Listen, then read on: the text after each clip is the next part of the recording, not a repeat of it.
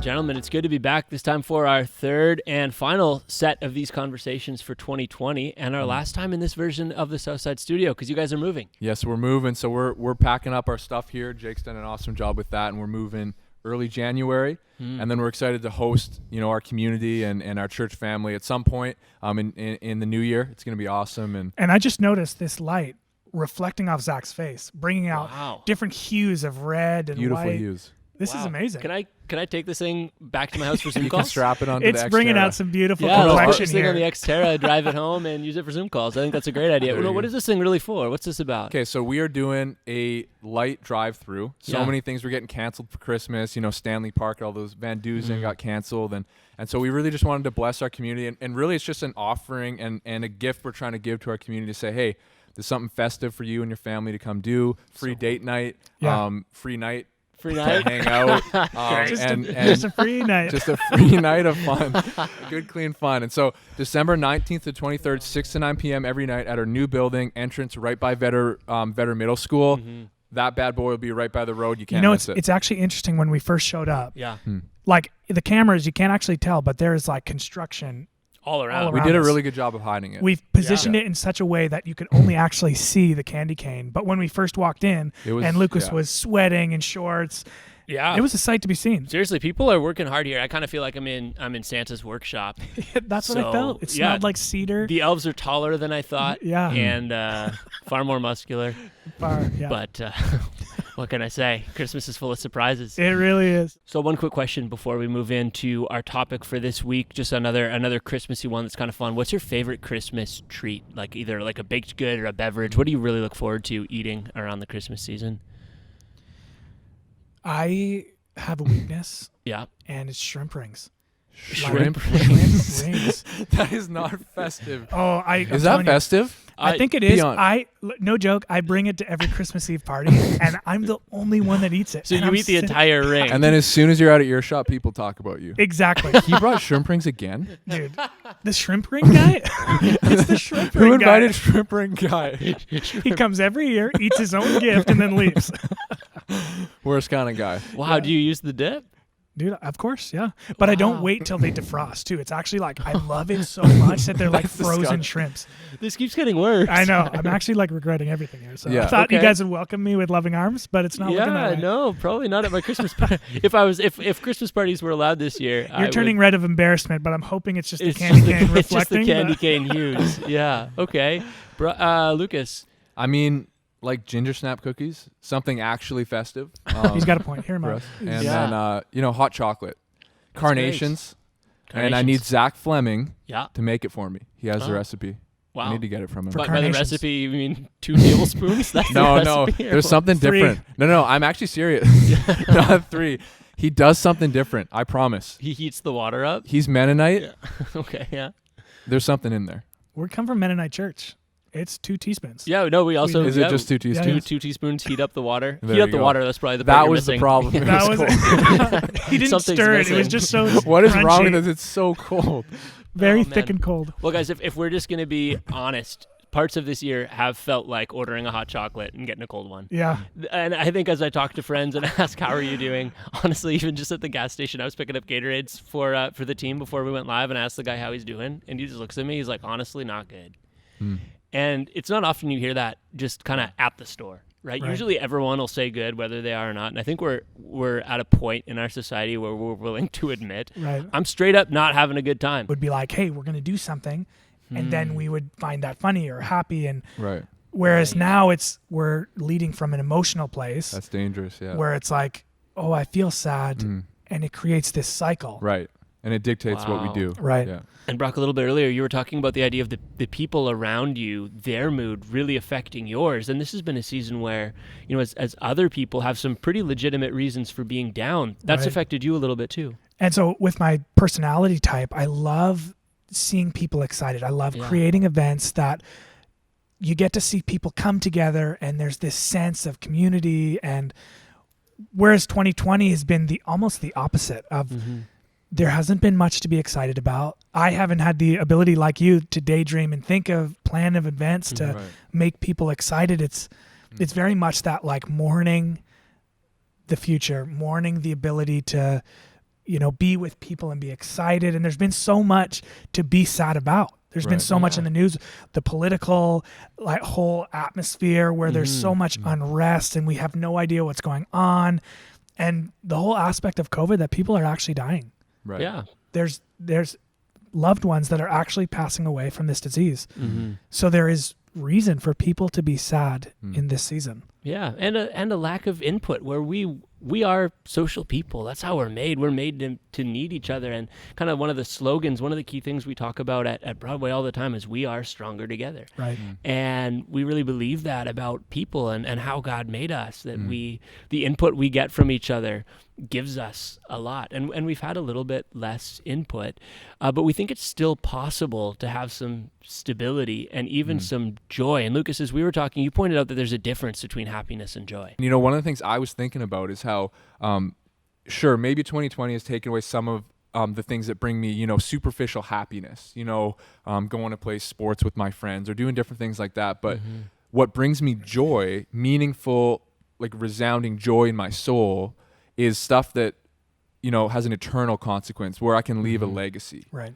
And I feel like when I lay my head down on the pillow at night, I say, I feel joy, a deep, resounding joy in my soul. It has nothing to do with, Lucas seems really happy today. Even some days after a stressful, hard day, I'm like, I feel joy right now because I feel like God used me today. And I feel like I actually had an impact on eternity today. Yeah. And so I think, at any point, at any time in history, even now, there's never going to be a time, there's never going to be enough obstacles to take away our ability to feel joy, because I feel like we feel joy when we are used by God, Right. and we can always be used by God. And I keep coming back to it, but it's like, what's in front of me? Right.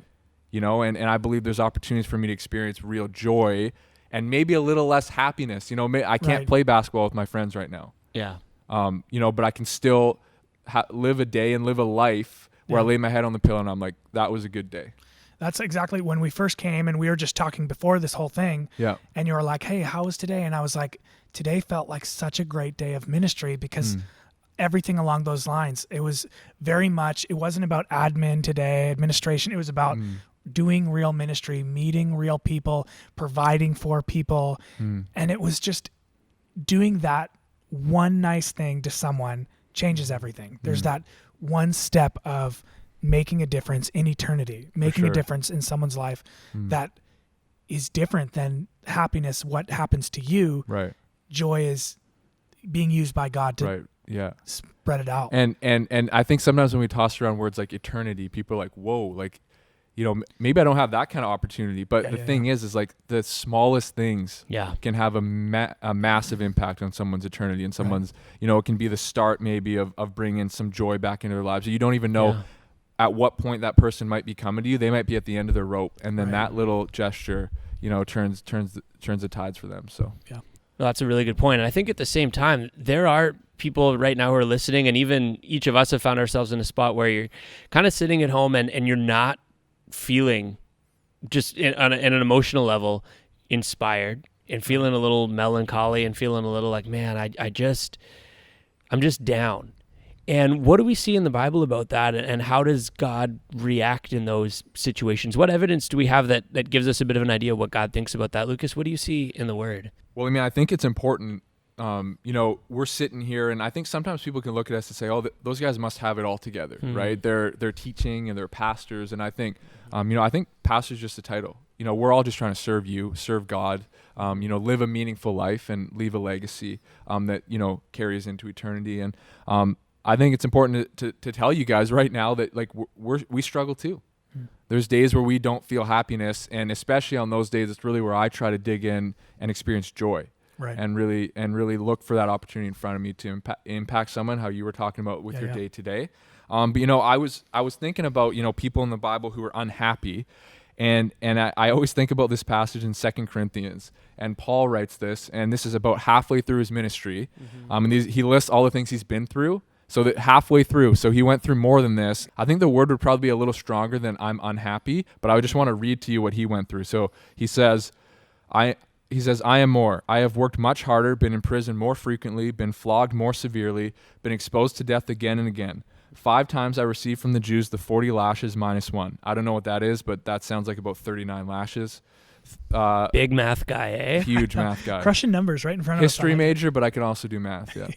3 times I was beaten with rods. Once I was pelted with stones. 3 times I was shipwrecked. I spent a day and a night in the open sea. I have been constantly on the move. I have been in danger from rivers, in danger from bandits, in danger from my fellow Jews, in danger from Gentiles, in danger in the city, in danger in the country, in danger at sea, and in danger from false believers. I have labored and toiled and often gone without sleep. I have known hunger and thirst and have often gone without food. I have been cold and naked. Besides everything else, I face daily the pressure of concern for all churches. Who is weak, and I do not feel weak? Who is led into sin, and I do not inwardly burn? If I must boast, I will boast of the things that show my weakness. That's extreme. I read that sometimes when I'm feeling sorry for myself and I feel unhappy, and not to diminish, the things we go through, Right. but I think it puts into perspective a little bit that, even in that, he's boasting in his weakness. He's confident that, God's going to carry him through that, and he's going through stuff that, man, I can't even imagine that. Yeah. And so I just think he's a good example of someone who is, probably should have been really unhappy, but his perspective, he was like, hey, this sucks, Right. but I do still trust God that he's going to carry me through this. Right. That's so good. That ties so well into what you're saying about happiness and joy, where Paul acknowledges that these things are definitely Right. hardships. There's no debate Right. there, but he still has a sense of purpose and Right. still has a sense of, almost like gratitude that he's a part of God's kingdom. Right. And I think that's attainable for us to acknowledge that, man, things are tough, but I'm glad to be a part of this. Right. And a verse that stands out to me, or a story that stands out to me, is when I look at the life of Jesus, there's a few times that he felt some things other than happiness, which I think sets the precedent that those of us who are following Jesus, you're not wrong for being upset, right? We see Jesus get irritated at times. We see him get frustrated. And we have a scene or two where he's sad. And there's a scene where he goes up over the city, symbolizing like a group of people that he cares deeply about, and he weeps. He cries over them. And what I take away from that is there's things worth being sad about. Right. That, it's joy, happiness. I think naturally we just know that that's a good place to be. Right. And there are things worth being sad over. Right. Right. Yeah. Sometimes in the church we get that we feel like we can't be sad. We feel like there has to be. Right. Like, hey, how's it going, man? And It we has to feel be the good. pressure. Yeah, all it's good. like, Has to don't you be. know Jesus? Everything's fine. Yeah. It's like, Right. well, Yeah, yeah, Jesus like, in my heart, man. I'm ready. I'm blessed. yeah, it's like he's good. I'm grateful to be a part of his kingdom, and there's things worth crying over. Right. And that reminds me of one of my favorite Bible passages in 1 Kings 19, talking about Elijah. And he's just another one of those examples in the Bible that I find myself that I can relate to. And I feel like a lot of people in 2020 can find themselves in this verse in chapter 19. We see in the chapter before, Elijah, if you guys know the story, he's challenged by the prophets of Baal to send down fire from heaven. And they try for days. They're trying to get this thing lit. And Elijah, man, just so tough. He just pours water all over his altar and is like, watch what's about to happen. Just check this thing out.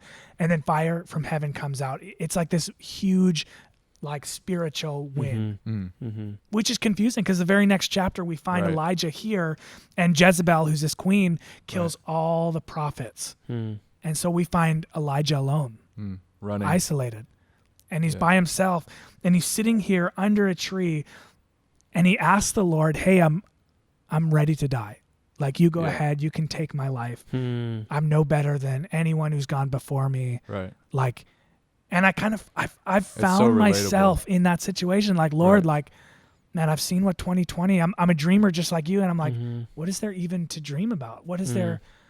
But I love this verse where the angel of the Lord appears to him and he has a hot meal for him. Some like super practical stuff here. Like, has a hot meal, has some hot cakes. I don't know what that is. Sounds absolutely delicious. Yeah. And Does water. it actually say hotcakes? Yeah. Well, it's a cake on hot coals. So it's not a cold cake. It's a hot cake. Some translations say a cold shrimp ring. Yeah. Showing up to the party with a cold shrimp ring. That's perfect. Shrimp And he's guy. sitting there and the angel's like, here's some cake. Yeah. Here's some water. Mm-hmm. And he has a nap. Like love very practical wisdom. Like, hey, just take a rest, fill your stomach, Right. hydrate. Hmm. And then I love the end scene. He actually has 2 naps and Yeah. 2 meals. That's a great day. It's a great day. Sounds great. And Yeah. it's changed his mood. He gets ready. He goes on to mentor Elijah. And it's like such practical wisdom of when we find ourselves in situations, the Bible gives us some beautiful instructions on, hey, here's some ways that will help when Yeah. you're not happy. That's cool. That's real practical advice, and we've learned so much about psychology since those words were written, and those words have been helpful to people for thousands of years. Right. And now we actually know a little bit about why, Right. and we know a little bit about how brains work, and there's still a lot we don't know. But God made us to live in these bodies, and I love seeing the Bible address that, like some of the relationship between our physical bodies Right. and our stomachs and our brain chemistry, and then our moods and our experience with our lives, that things aren't always strictly physical or strictly spiritual, but we're both. Right. We're people made in the image of God. Right. So this kind of brings us to some practical advice, and I'd love for us to each just be open as individuals. What do we do when we're not happy, to turn it around a little bit? And there's one thing I tried. I've known this for a while, but I actually relearned it pretty recently. I think it was a few weeks ago. I was just having a day where I didn't feel like myself, and I just felt down, and I didn't feel terribly motivated. And I thought, I'm going to make a list of a few things I can do that are nice for somebody else. And it just felt like something to do. So I did that. I fired off a couple of things, just some like real simple, nothing crazy, just a few acts of kindness. And it actually turned my whole day around. And then I'm kind of interested in the psychology thing, so I looked it up a little bit. And of course, it made total sense that when you check something off on a list, when you have like a small achievement, Right. you actually release the hormone dopamine, the chemical dopamine, which makes you feel a little bit better. It's Right. part of your brain's reward system. It makes you feel good about something. So it was like the element of the list and the element of doing something good for someone else. It actually created a sense of satisfaction that's chemically measurable and helps turn your day Right. around. Right. And then there's a spiritual component that Right, you were for talking sure. about earlier, of the joy and purpose of realizing that your life is eternally significant. There's a quote C.S. Lewis has that says, "The present is the only place where time and eternity interact, So where what good. you do today That's really can be good. true forever outside of time." Right. And all of a sudden, even the most melancholy, disappointing day is beautiful and full of purpose, Right. because we have the opportunity to make a decision that is eternally true. And what a beautiful picture, like in light of eternity. One day when we're standing with Jesus and we look back and we see all those simple things, whatever that is, the littlest things, the impact that's made throughout eternity, whether that's just buying a pastor a Twix bar who didn't have supper. It's like, man, that made a difference. You know what I mean? That's a real testimony. That real happened. Yeah, no, and I think for me personally too, I've noticed cycles, and I've talked to a few people about this, and it seems to be relatable pretty well across the board. I'd be interested to hear your guys' thoughts on this, but it seems like positivity and negativity are both momentous. Right. You know, you start Right. feeling down a little bit, so you don't have the energy to do something that maybe you feel like you should, and then you don't do it, and you feel guilty that you Right. didn't, which decreases your energy to do something else. Right. And it just becomes this like negative cycle where I feel my sense of self getting kind of lower and worse, and then my motivation and ability to change that cycle feeling lower and worse. But in the same way, when you kind of take that first step, as hard as it may be, sometimes it feels like pulling yourself up out of quicksand, to do something positive. You get a little bit of satisfaction or joy or gratitude that sparks another choice like Right. that, and you get a little spring in your The step. momentum starts to build. Yeah. Yeah. Right. So I think just realizing that my choices are momentous helps me make a small one, realizing that it might lead to a bigger one Right. down the road. Lucas, what's been helpful for you when you feel down? Well, I think for me, like for those that know me, you guys have gotten to know me a bit. I'm a worker. I love, I love working here at Southside and being a part of every day, getting to do it for work, and I think that's amazing because, I have so many leaders and volunteers, as you guys do too, that, they give up their time. They're not paid. They're here all the time, serving at church and because they care that much. And it's inspiring, first of all. But I think for me, I'm high energy and I'm a worker, but I can quickly, I can kind of hit a wall. And my mom has always kind of made fun of me. Even a couple of days ago, she did too. She's like, no one wants to be around a tired, hungry Lucas. And it's really true. If I'm hungry, my blood sugar's low, or I didn't get enough sleep, or I'm physically tired, I'm no fun to be around. Right. And that's where, like what you said, if I try to go on for too long, that's when that cycle starts to build. Yeah. And so for me, like, it's funny that I didn't know you're going to tell that story here. I need to take a nap.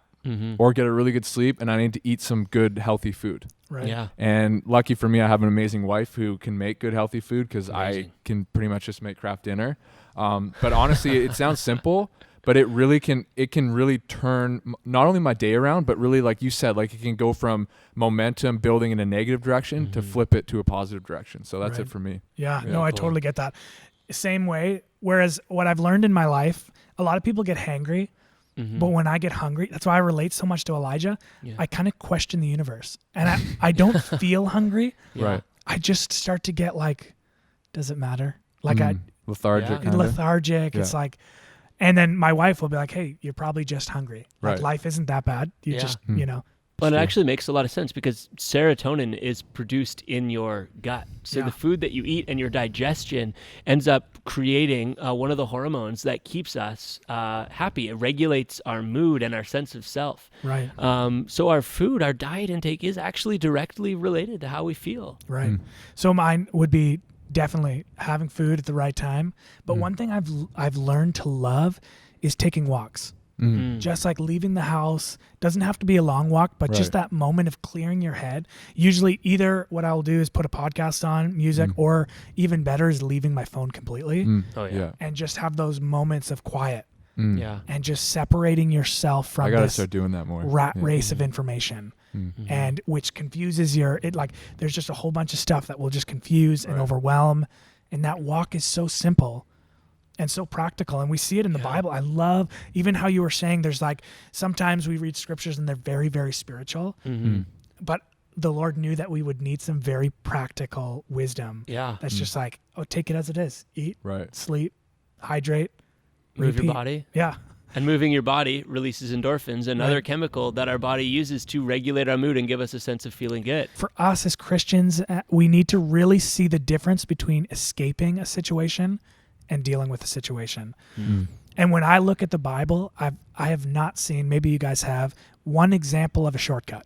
And I also think the Christmas season reminds us of something that, we might lose some of the happiness or some of the excitement, but there's actually no reason for a follower of Jesus to fall into despair. Right. Because we know how the story ends. I know when I'm watching a movie, sometimes there'll just be like a sad moment and it's just heartbreaking. You see what the character's going through. You're like, no, what's going to happen? And then it ends up all getting fixed by the end. And the second time you watch the movie, it's not as heartbreaking. Yeah. Because you know how it ends. And you're like, this is painful for a season, but I know what happens, so it's okay. I can endure it. Are you talking about The Notebook? I'm talking about The Notebook. You better not be talking. So that happens to me in reverse with Lord of the Rings. Every single time I watch it, when Gollum almost turns for the good, and then every single time I'm like, what if this is the time that he actually, and it hurts. That hurts. Yeah. But when we know how a story ends, there's a little bit of kind of peace. Right. And stability, where we can look at the sadness in a movie and actually just see the beauty in it. And you see the characters reacting and you can just acknowledge it. I think that's the story of a follower of Jesus. Come on. And the Christmas season really is an acknowledgement of that story, because Christmas is the story of God saying, I'm not going to stand at a distance and watch what's going on. I'm going to roll my sleeves up and I'm going to experience what these people experience, and I'm going to make it so clear that I am here for them, I am here with them, and I am more powerful than every evil, dark thing in their world. And when we endure these hardships, these frustrations, these pains, even boredom, we can remember that this is a temporary thing. This is going to be a small part of a far larger story that starts at Christmas and is going to end at some point when Jesus comes back and makes everything right. We get the picture given to us that there's going to be every tear wiped away, every brokenness, every heartbreak addressed in God's presence, in perfect relationship, in a world free of injustice. So in the meantime, there are things worth crying over. There's injustice, there is pain, that is real. And there is purpose, there is joy, and there is no reason to despair. because we know how this story ends. So think of that, guys, when you see Christmas lights. When you Amen. come cruise through this drive-through and you see Right. these beautiful lights, that's the story that they're telling you. Exactly. Well, guys, this has been a lot of fun just hanging out with you. I am so thankful for these last 3 conversations with you Yeah. guys. And I'm looking forward to 2021 and Yeah. what the Lord has in store for all of us as we continue to get together and have conversations about real issues and real topics that are affecting our youth and young adults. Mm-hmm. So until then, have a great Christmas. Oh, Merry Christmas, boys. Thanks for Merry doing Christmas. this. Yes, sir. Take it easy, guys.